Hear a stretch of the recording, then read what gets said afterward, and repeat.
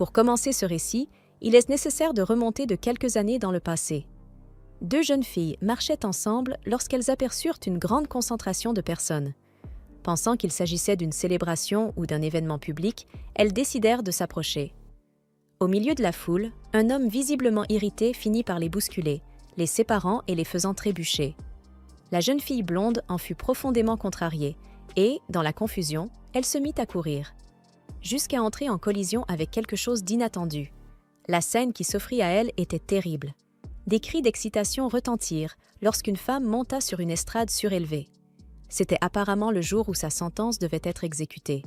Cette femme attirait tous les regards par sa beauté saisissante, qui ressortait même dans cet environnement hostile. Malgré cela, la peur se lisait clairement sur son visage face au sort qui l'attendait. Son regard parcourut lentement la foule, observant chaque visage avec attention, avant de lancer des paroles de malédiction à l'encontre de tous les présents. À cet instant précis, une pluie soudaine se mit à tomber, et la foule entra dans une véritable frénésie, la traitant de meurtrière, voire de démon. Toute cette scène fut également observée par une petite fille, placée juste devant l'estrade, presque à côté de la femme condamnée. Curieusement, au lieu d'exprimer de la haine ou du mépris, la femme posa sur l'enfant un regard accompagné d'un léger sourire, la fixant intensément, comme si elle lui murmurait des paroles destinées à elle seule. Quelques instants avant le début de l'exécution, une épée fut levée. La femme se prépara tandis que la fillette observait la scène, pétrifiée. Lorsque la tête de la condamnée fut exhibée comme un trophée, confrontée à une telle brutalité, la seule chose que l'enfant put faire fut de crier désespérément. Cette expérience marqua profondément la jeune fille, sur cette place connue sous le nom de San Marcos. 10 années s'étaient écoulées depuis ce jour. À présent, cette enfant était devenue une magnifique jeune femme, nommée Constance Graille, tout juste âgée de 16 ans. Elle semblait célébrer son anniversaire lorsqu'un vicomte s'approcha pour la féliciter. Il commenta que la déesse du destin bénirait certainement ses fiançailles. Ces paroles faisaient écho à la devise de la famille Graille, qui affirmait que ses membres devaient être honnêtes dès leur plus jeune âge. C'est pour cette raison que l'on croyait Constance digne d'une grande fortune. Malgré tout, elle se retrouva à méditer longuement sur ces mots. Quelques mois plus tard, son père, un homme réputé pour son honnêteté inébranlable, se retrouva accablé par des dettes colossales. N'ayant plus aucune autre solution, il ne put que présenter ses excuses à Constance. Avec tendresse, en l'appelant Connie, il lui expliqua que la famille Bronson avait proposé de régler l'intégralité des dettes, à condition qu'elle accepte de se fiancer à leur fils aîné et héritier, prénommé Nell. Le jeune homme, tout comme lors de leur première rencontre, se présenta de manière polie et douce. En y réfléchissant davantage, Constance se dit que la situation n'était peut-être pas si terrible. Après tout, elle venait d'une famille modeste et n'avait pas de grandes ambitions. De plus, son futur fiancé lui semblait plutôt séduisant. Du moins, c'était ce qu'elle pensait à ce moment-là. Cependant, quelque temps plus tard, elle finit par découvrir quelque chose par l'intermédiaire de ses amis. Des commentaires et des chuchotements circulaient à propos de Neil et d'une jeune femme nommée Pamela Francis. On racontait même que tous deux avaient été vus enlacés, croyant que personne ne les observait. Certains disaient également que Neil semblait profondément amoureux de Pamela. Cette histoire fut rapportée à Mylon, l'une de ses amies, tandis que Kate tentait de la dissuader de propager des rumeurs, affirmant qu'une personne fiancée ne se comporterait jamais de la sorte. Mais Mylon insistait, affirmant que Pamela changeait de partenaire aussi facilement qu'on change de cavalier dans une danse, la qualifiant de personne sans aucune morale. Toutes ces conversations ne cessaient de résonner dans l'esprit de Constance. Elle tenta de faire confiance à Neil puisqu'il l'avait toujours bien traitée, mais lorsqu'elle sortit prendre un peu l'air, elle se retrouva face à la vérité. La rumeur était vraie et elle en fut témoin de ses propres yeux. Pour aggraver encore la situation, Pamela remarqua sa présence, esquissa un sourire provocateur et embrassa Neil sans la moindre gêne. Constance s'enfuit aussitôt, regrettant amèrement d'avoir assisté à cette scène. Elle savait que ce mariage n'était pas fondé sur l'amour, mais malgré tout, la douleur était immense. Pourtant, fidèle à la devise de sa famille, elle décida d'affronter la situation avec honnêteté. C'est alors que, distraite par ses pensées, elle entra en collision avec quelqu'un d'inattendu. Elle ne reconnut pas immédiatement la personne, remarquant seulement qu'il s'agissait d'une femme d'une grande beauté. La voyant observer quelque chose avec attention, Constance, toujours polie, s'approcha et lui demanda si tout allait bien. La femme répondit qu'elle trouvait la situation plutôt amusante. Elle fit un commentaire sur la fête et Constance, qui demanda qu'on l'appelle Connie par simple paresse de prononcer son nom en entier, lui répondit qu'elle pouvait tout à fait entrer et profiter de l'événement. La femme lui demanda si elle en était certaine, et Connie répondit qu'elle n'y voyait aucun inconvénient. Alors, sans la moindre hésitation, l'étrangère entra dans le manoir, ce à quoi Constance ne s'attendait pas. Elle la remercia simplement, restant confuse un instant, avant de reporter ses pensées sur quelque chose de bien plus important, son fiancé, qui semblait clairement impliqué avec Pamela. À ce moment-là, une jeune fille très timide s'approcha pour la féliciter de ses fiançailles. Constance la reconnut vaguement, car elle se promenait souvent en compagnie de Pamela. Elle s'appelait Brenda, et à cet instant précis, elle laissa tomber une fourchette. Connie l'avertit qu'il vaudrait mieux la ramasser avant que quelqu'un ne se blesse. Mais Pamela, qui observait la scène de loin, remarqua la nervosité de Brenda.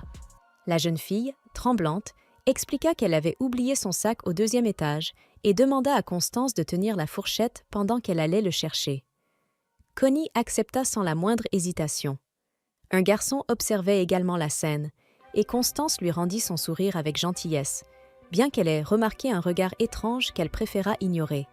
Soudain, Pamela surgit en criant, accompagnée de Brenda et de Nell, accusant Constance d'avoir commis un acte terrible. Pamela déclara qu'elle connaissait les difficultés financières de la famille Gray et affirma que Constance avait volé un accessoire précieux appartenant à Brenda. Les regards autour d'eux devinrent immédiatement soupçonneux. Constance ne comprenait pas ce qui était en train de se passer.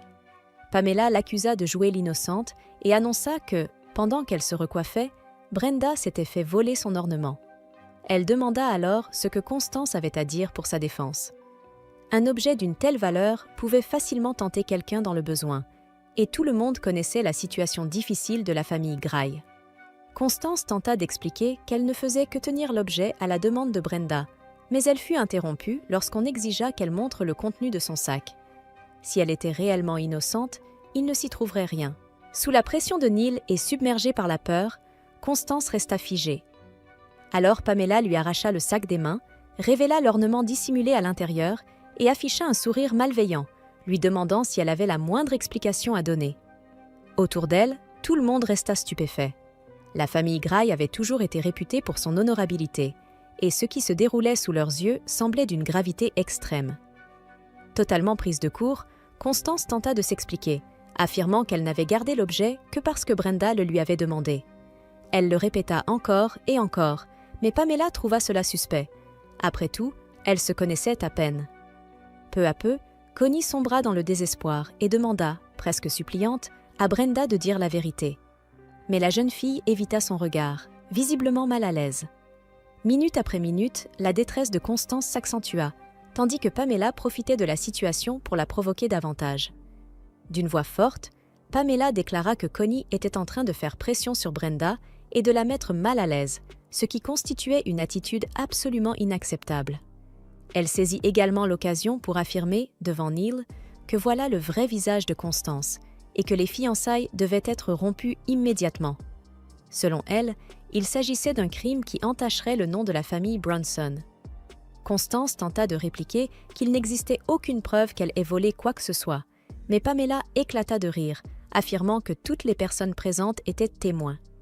Elle alla même jusqu'à rappeler que la famille Hansworth entretenait des liens étroits avec l'Église, insinuant que cela faciliterait l'annulation de l'engagement. Connie déclara alors, avec fermeté, qu'elle n'avait jamais commis de vol. Pamela, sans la moindre honte, se moqua d'elle, affirmant qu'au lieu d'être honnête, elle avait perdu tout l'honneur de sa famille et n'était plus qu'une voleuse ordinaire. À cet instant, Constance ressentit de plein fouet le poids du mépris qui l'entourait. Elle chercha désespérément quelqu'un pour lui venir en aide, y compris le jeune homme qui avait assisté à toute la scène, mais celui-ci préféra garder le silence, dépassé et incapable d'agir. Constance s'effondra à genoux, suppliant qu'on l'aide. C'est alors qu'une voix douce déclara que tout allait bien. Une femme d'une beauté saisissante s'approcha, affirmant qu'elle pouvait l'aider, mais qu'elle demanderait quelque chose en échange. En entendant cette voix, un frisson parcourut Constance. Elle la reconnut immédiatement. Soudainement, l'attitude de cette femme changea complètement. Une légère brise traversa les lieux, surprenant tout le monde, tandis que Connie laissa échapper un rire discret, se demandant intérieurement qui était le véritable voleur dans cette situation. À cet instant, Pamela, déjà fortement affectée par l'alcool, éclata de colère contre Connie, affirmant qu'elle en avait assez de cette soi-disant honnêteté. Elle n'avait jamais réussi à rivaliser avec elle, ni même à accepter le fait que Constance se soit fiancée à Neil Bronson. Pamela n'avait jamais compris pourquoi Connie bénéficiait toujours d'un traitement de faveur. Bien qu'elle se jugeât supérieure, tant par sa richesse que par son apparence, toute cette frustration fut précisément ce qui l'avait poussée à provoquer un tel scandale. Malgré tout, la dispute se poursuivit.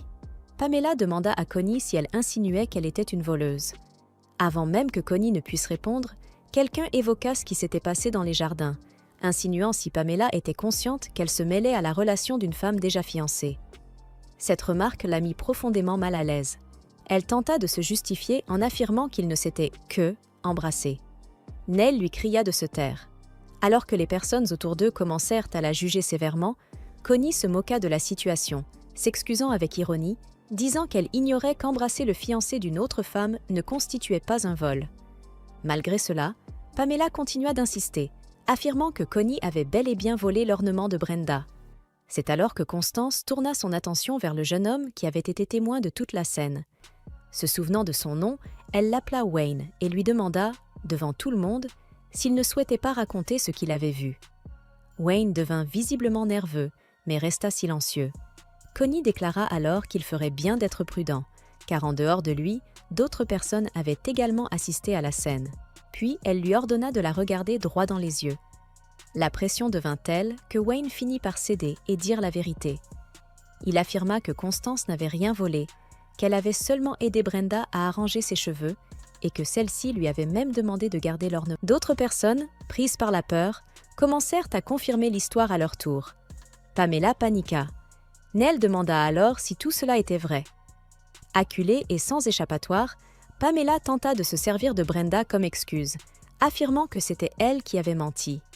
Connie répliqua aussitôt, déclarant que Pamela traitait Brenda avec une cruauté intolérable. Avec un sourire calme, elle ajouta qu'il n'y avait rien à craindre et que rien de mal n'arriverait. Ce fut la goutte de trop pour Brenda, qui éclata en sanglots. Pour aggraver encore la situation, M. Hensisward arriva à cet instant précis. Demandant la raison d'un tel tumulte, Connie sentit sa poitrine se serrer, car elle savait qu'il serait difficilement de son côté. Malgré tout, il s'approcha et remarqua qu'elle semblait avoir passé une nuit éprouvante. Constance répondit que la situation avait effectivement été désagréable et invoqua la protection de la déesse, car elle avait besoin de son aide. L'homme comprit alors qu'elle souhaitait rompre les fiançailles, mais il rappela que l'engagement avait déjà été rendu public. Malgré cela, Connie insista, demandant que tout soit annulé immédiatement. Elle déclara également qu'il serait nécessaire d'informer Sa Majesté de la réception organisée ce soir-là aux grands miliciens, où hommes et femmes s'étaient livrés à des comportements indécents dans les jardins. Pamela tenta de l'interrompre en affirmant que cette femme n'était pas Constance, mais l'homme sembla satisfait de la tournure des événements, recevant même les applaudissements de l'Assemblée. Connie s'excusa alors auprès de tous pour avoir troublé la soirée et adressa ses bénédictions au nouveau couple qui semblait se former. Après cela, elle se retira simplement. Pamela sombra dans le désespoir et tenta de la suivre pour agir. Mais les dames d'honneur de la salle ne le permirent pas. Elles l'interceptèrent, la faisant trébucher et l'obligeant à faire face à la situation sur place. L'une d'elles semblait souhaiter le meilleur à la jeune femme de la famille Gray. Elle déclara qu'elle reconnaissait ses bonnes intentions et qu'elle n'approuvait en rien ce qui s'était produit cette nuit-là. Pour cette raison, certaines mesures devraient être prises. Elle expliqua que, dans son pays, les voleurs voyaient leurs chaussures chauffer jusqu'à devenir incandescentes avant d'être contraints de danser jusqu'à la mort. C'est à cet instant que le sadisme typique de la noblesse entra en jeu. Privée de ses bottes, Pamela fut forcée de danser aux côtés de Neil. Et cela se répéta durant de longues 10 années, au point que beaucoup se demandaient combien de temps encore elle pourrait endurer une telle épreuve. La plupart des gens furent choqués de la revoir cette nuit-là, comme s'ils assistaient au retour de Scarlett Castile tout droit sortie de l'enfer. Après toutes ces souffrances, le jour suivant arriva, et Constance se réveilla en croyant que tout ce qu'elle avait vécu n'était qu'un simple cauchemar. Cependant, lorsqu'elle se tourna, elle se retrouva face à Scarlett elle-même. La femme était là, l'attendant, et la pauvre Connie se mit à hurler de peur. Terrifiée, elle demanda qui était réellement cette femme. La réponse vint sans détour. Elle s'appelait Scarlett Castile. À cet instant, Constance se souvint clairement avoir assisté à son exécution des années auparavant. C'est pourquoi elle déclara que tout cela n'avait aucun sens. Après tout, elle avait vu Scarlett être mise à mort de ses propres yeux 10 ans plus tôt.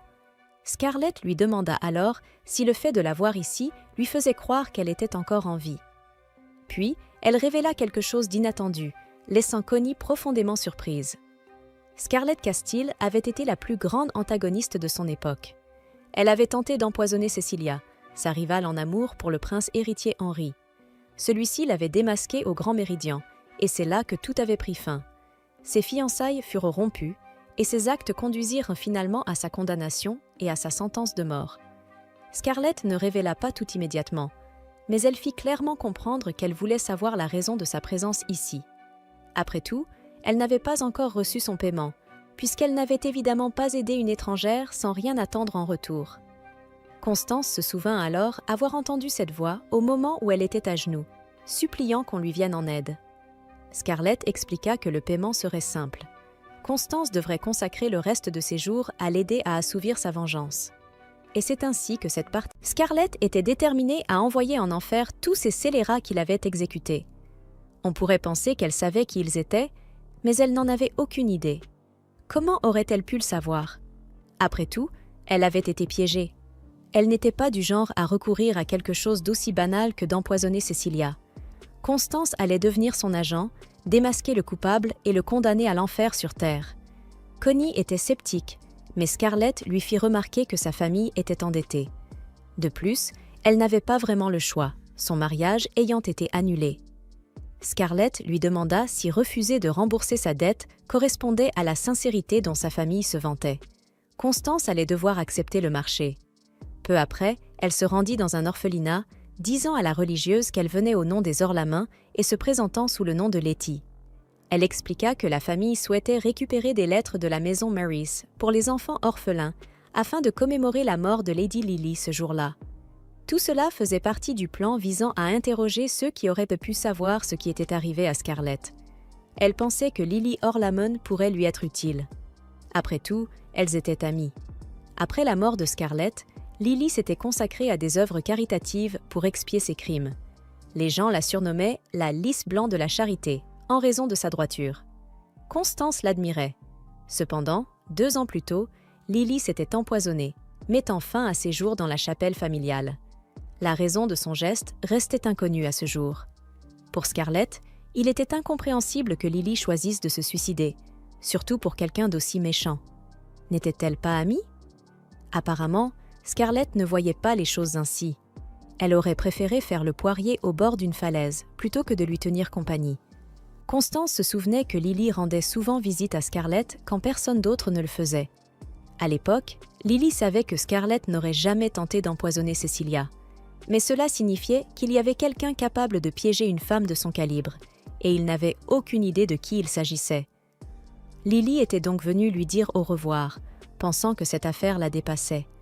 Elle aurait aimé aider Scarlett, mais sa propre vie lui était plus précieuse. Après avoir reçu les lettres des enfants, Constance devait se rendre sur les lieux où Lily s'était donné la mort. Pour cela, elle devait s'habiller correctement en religieuse. Arrivée à la résidence du marquis d'Oloman, elle salua le garde. Malgré son regard effrayant, il la conduisit à la chapelle. Une fois à l'intérieur, Constance tenta de rendre hommage à la défunte en priant. Mais Scarlett affirma que Lily n'aurait pas apprécié cela. Elle aurait préféré qu'il se dépêche de découvrir la vérité. Connaissant Lily, Scarlett soupçonnait qu'elle avait laissé un indice derrière le tableau. Lorsque Constance le souleva, elle trouva quelque chose attaché à l'arrière. Sentant que quelqu'un allait ouvrir la porte, elle prit rapidement l'objet et le cacha. Lorsque l'homme entra, Scarlett n'en crut pas ses yeux. C'était Randolph Ulster. Que faisait-il ici?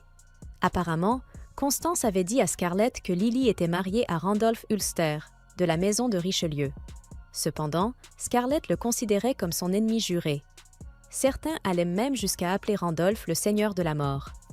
Randolph interrogea alors Constance au sujet de George, le petit garçon roux avec lequel il jouait souvent à l'orphelinat.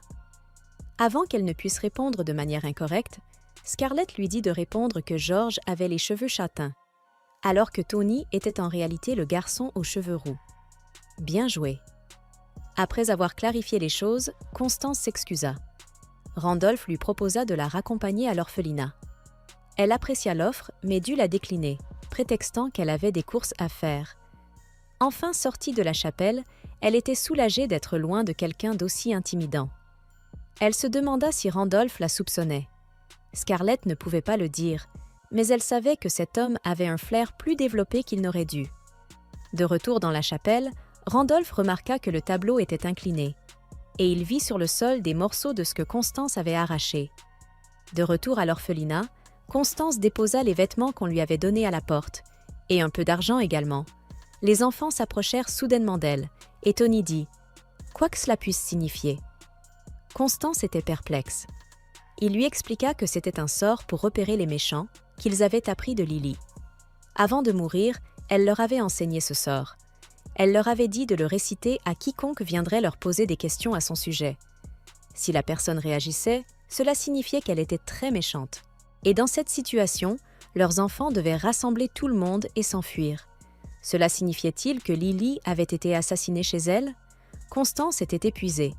Elle ouvrit le paquet qu'elle avait trouvé, qui contenait une clé et un morceau de papier avec une seule instruction. Détruisez le Saint Graal d'Eris. Aucune des deux n'avait la moindre idée de ce que cela signifiait. Eris était la déesse de la discorde et des conflits, et le mythe de Féris, une divinité maléfique qui aurait conduit une nation à sa perte. C'était selon une légende de leur pays, voisin d'Adelbide. Eris était également le pseudonyme utilisé par Scarlett lorsqu'elle voulait s'amuser pendant la nuit. Quant à la clé, elle portait un numéro gravé, mais rien n'indiquait dans quel atelier elle avait été fabriquée. Il n'y avait pas assez d'indices pour comprendre à quoi elle servait. Plus tard, Constance allait retrouver Kate. Ses amis s'inquiétaient pour elle, d'autant plus que ses fiançailles avaient été annulées. Les événements avaient fait la une des journaux avec le titre « La pauvre Constance Gray prouve que même un agneau peut charger un chien lorsqu'il est provoqué ». C'était en tout cas l'avis éditorial du Mayflower sur la question. Pamela retourna dans le domaine familial le lendemain. Même s'il prétendait que c'était pour sa santé, tout le monde savait qu'elle s'était enfuie comme la petite fouetteuse qu'elle était. Quant à Neil, les clients aristocratiques de la Bronson Company lancèrent un boycott. Ce matin-là, il était venu s'excuser auprès de Constance, et elle lui avait expliqué comment empêcher les gens de les poursuivre. Elle ne reprochait rien aux autres membres de la Bronson Company. Elle était bien trop sincère pour son propre bien. Kate voulait néanmoins rester prudente, car elle était devenue une célébrité du jour au lendemain. Même si Constance ne voulait pas dire où elle était la nuit dernière, Kate s'en moquait. Elle serait toujours là si son amie avait besoin de son aide. Compte tenu de ce qui s'était passé, Kate pensait que Constance ne voulait plus avoir affaire aux hommes. C'était avant qu'elle ne voie une invitation au bal d'Amelia Godwin adressée à Constance.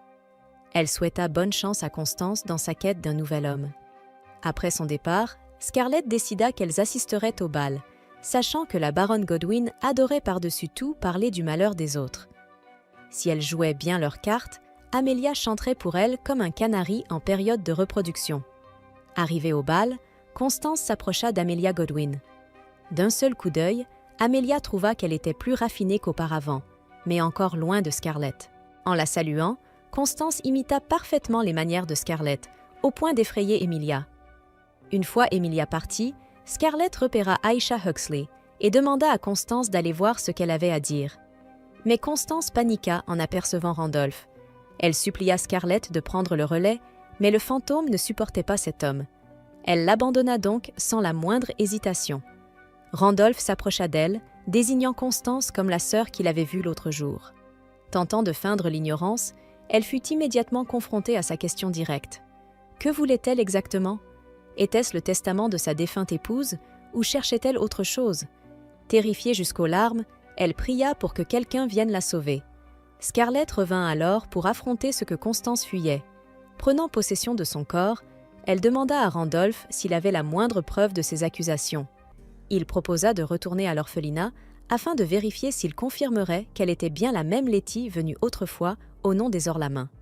Elle refusa, estimant sa propre valeur trop élevée pour organiser un rendez-vous avec un homme qu'elle venait à peine de rencontrer.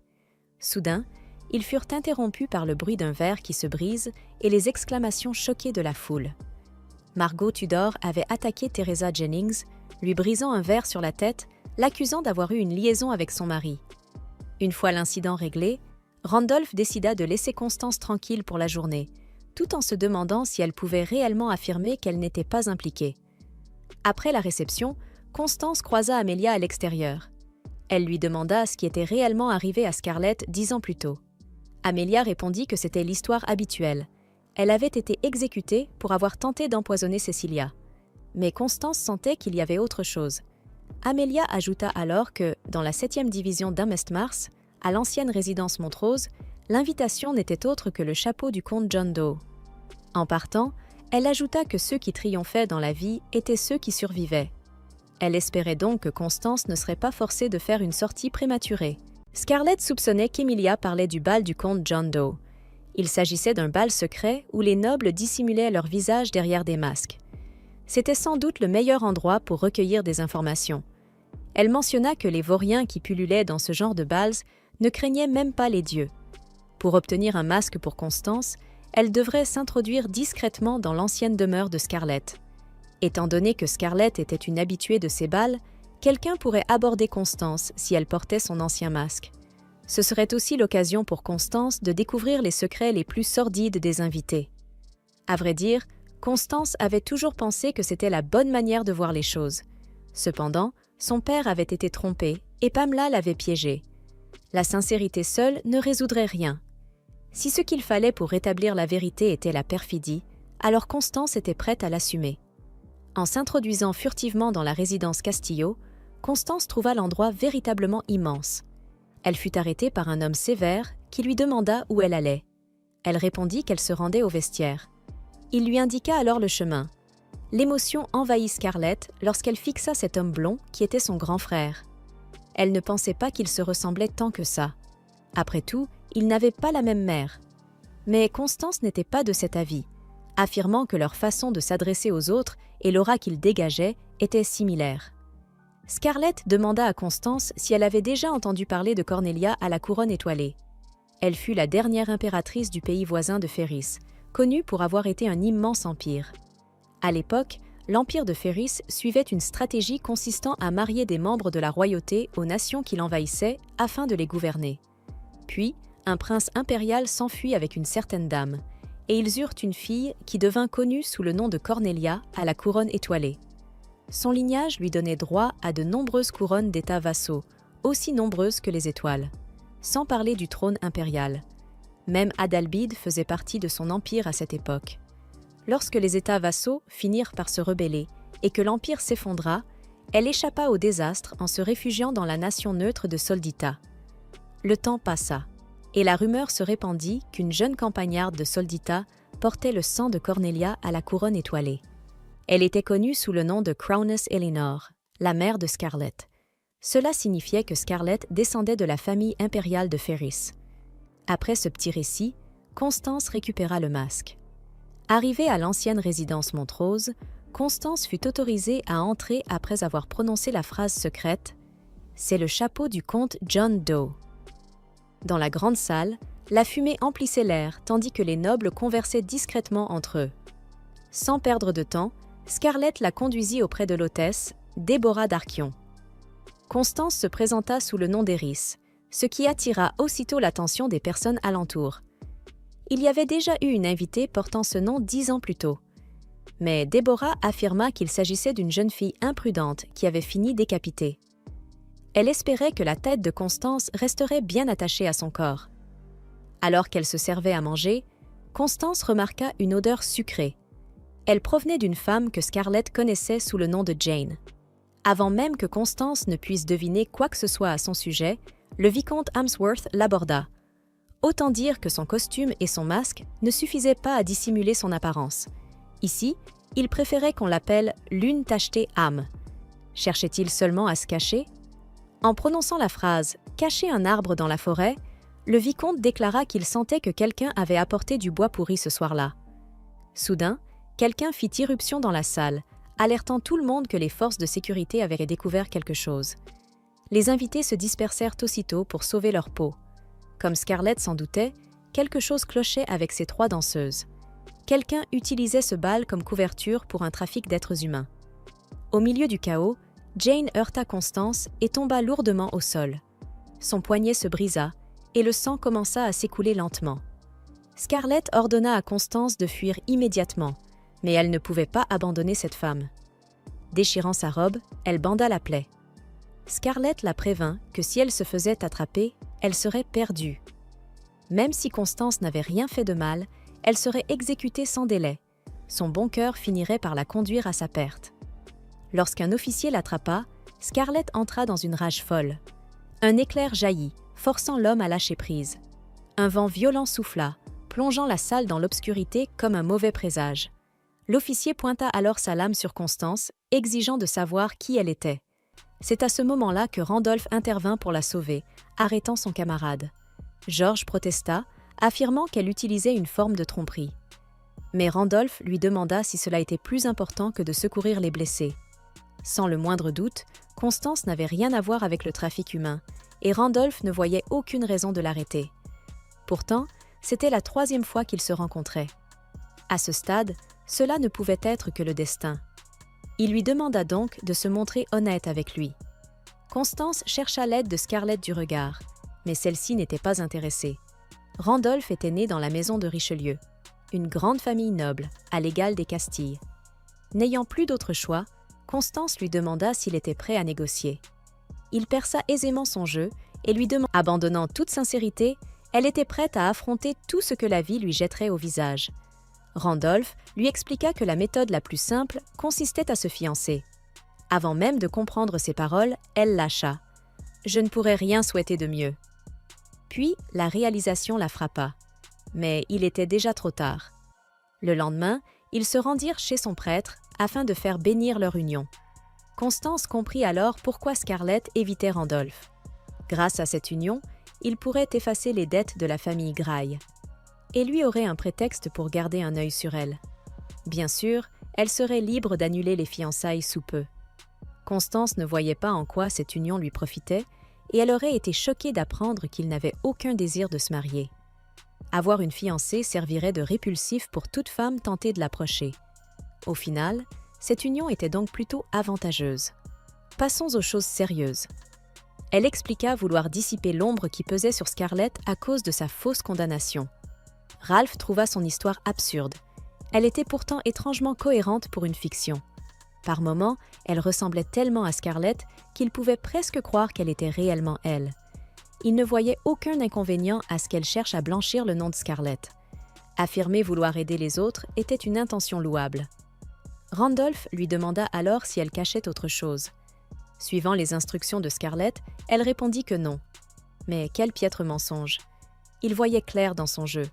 Les problèmes de dette de Constance étaient désormais réglés, et Scarlett estima que son aide s'arrêtait là.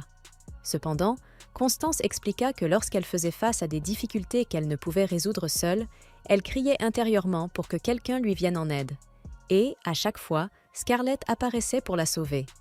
Elle voulait la remercier convenablement de l'avoir protégée.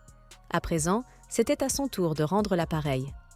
De retour au bureau de la sécurité royale, Kyle fit irruption dans la pièce, furieux, annonçant que les otages capturés s'étaient empoisonnés et étaient morts en prison. Il confirma cependant que leur meneur ne portait pas le tatouage solaire, ce qui signifiait qu'il n'avait aucun lien avec l'organisation de Galice. Il suggéra de convoquer Constance pour un interrogatoire.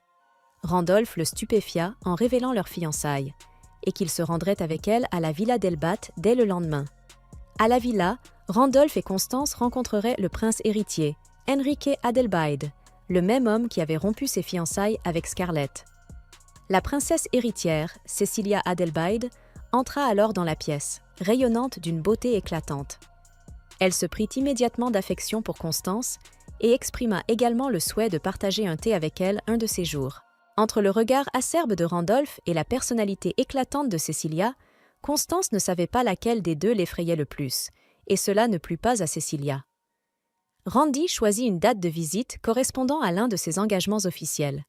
Comme si l'on avait actionné un interrupteur, sa personnalité devint soudainement condescendante. Le voir ainsi contrarié était un plaisir rare pour elle, alors elle lui pardonna. Elle devait ensuite recevoir un invité distingué venu du Sud. Lorsque Cecilia saisit les mains de Constance, elles étaient glacées, presque comme si sa brillante façade n'était qu'une illusion. Changeant de sujet, Randolph demanda à Henrik s'il avait eu des nouvelles de l'émissaire de Ferris. Le prince héritier répondit qu'il formait un peuple fier, n'ayant pour seul orgueil que leur histoire. Il ne serait pas mécontent si leurs difficultés économiques étaient aussi graves que le prétendaient les rumeurs. Alors qu'il s'en allait, Constance demanda à Scarlett pourquoi elle n'aimait pas Cecilia. Pourtant, c'était Cecilia qui avait pris Scarlett en grippe la première. C'était comme si Cecilia considérait toute personne entrant dans son champ de vision avec hostilité. Un seul mot pouvait réellement décrire cela. Le roi Ernst Adelbide s'approcha alors de Constance. Il avait entendu dire qu'elle était la seconde incarnation de Scarlett. Mais elle lui semblait être une jeune femme tout à fait charmante. Marchant à travers un champ de fleurs, il lui expliqua que les violettes de leur royaume avaient tendance à prendre une teinte rougeâtre. Une légende racontait qu'un esprit vivant parmi les violettes d'Adelbide avait été imprudent. Il se serait approché trop près des morts brûlant en enfer et aurait lui-même subi d'horribles brûlures. Lorsqu'il demanda ce qu'elle pensait de cette histoire, Scarlett prit la parole à sa place. Elle estima que l'esprit floral avait peut-être voulu sauver les morts. Il n'oserait pas fleurir avec une telle audace s'il avait quelque chose à se reprocher. En entendant cela, Ernst pensa immédiatement à Scarlett. La connaissant, elle aurait très certainement répondu « Les affaires des fleurs sauvages ne me concernent pas ». À cet instant, le roi eut l'impression de voir Scarlett